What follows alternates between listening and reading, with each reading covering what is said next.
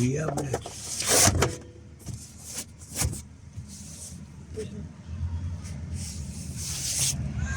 Ну, блядь, кожаное все, блядь. Строчка такая хорошая. Ну-ка, багажник ногой открывается, посмотрим сейчас.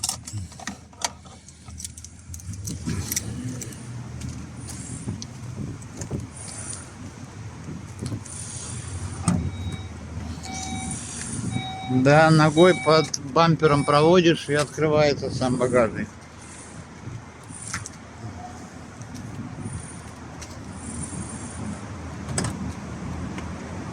Такая электрическая Шкода, блин.